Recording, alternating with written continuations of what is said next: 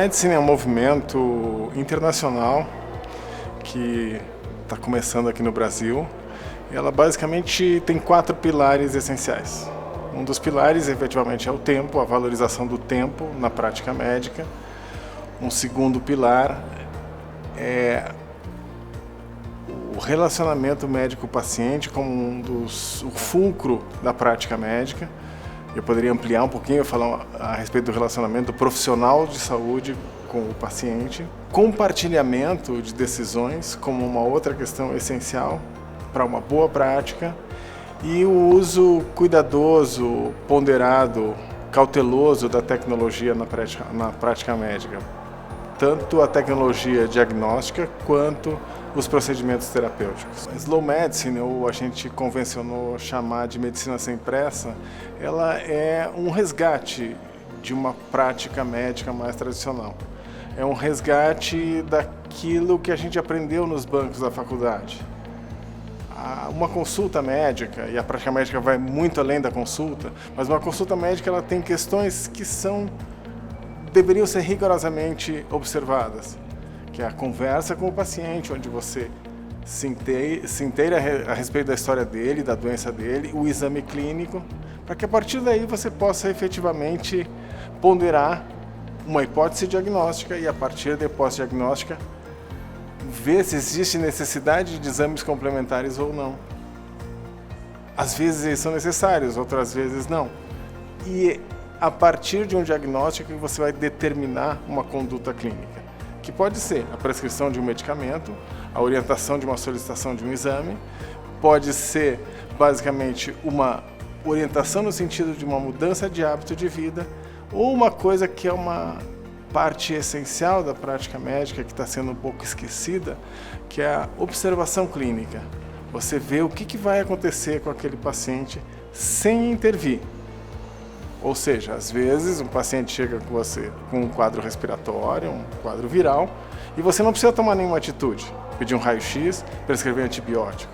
Às vezes você pode fazer algumas medidas gerais e observá-lo durante 48, 72 horas e ver a que vai levar aquele quadro, que muitas vezes pode se resolver por conta própria. Talvez a geriatria seja uma das especialidades médicas. Na verdade, isso é uma coisa importante, a questão da Slow Medicine e as especialidades médicas. A Slow Medicine não é uma especialidade médica, isso é essencial da gente frisar. A Slow Medicine, ela idealmente é uma filosofia e uma prática médica que deveria perpassar todas aquelas especialidades, ou principalmente aquelas especialidades que têm contato direto com o paciente. Na medida em que ela coloca a relação médico-paciente como uma questão essencial, toda especialidade que tem contato direto vai se beneficiar do aporte que a Slow Medicine pode trazer. A geriatria, em particular, é uma especialidade onde a gente vê que isso tem mais benefícios.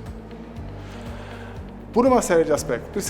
Primeiro que os idosos estão acostumados com uma questão do tempo, eles levam mais tempo para chegar à consulta, eles levam mais tempo para contar a sua história, eles têm mais questões para serem abordadas e eles precisam de mais tempo para compreender, muitas vezes, as orientações médicas. E na medida em que a Slow Medicine e a Choosing Wisely elas se integram muito na forma de enxergar a prática médica,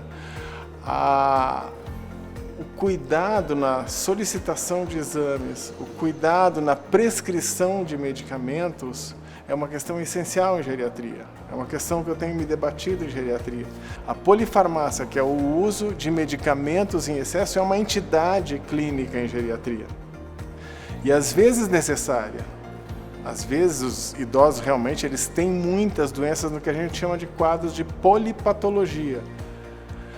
É exatamente esse cuidado que temos que ter, de oferecer àquele paciente os medicamentos que são essenciais no controle das doenças, particularmente aquelas que implicam na qualidade de vida do doente. Muitas vezes, em situações de idades muito avançadas ou de doenças já muito graves, alguns medicamentos que são usados para prevenção de problemas futuros não são tão indicados. Então, o geriatra que incorpora na sua prática o tempo de consulta, a decisão compartilhada, a ponderação no que se trata de uso de medicamentos e de uso, às vezes excessivo, de procedimentos diagnósticos, ele vai trazer benefícios para a prática dele, mas principalmente para o idoso que está procurando ele.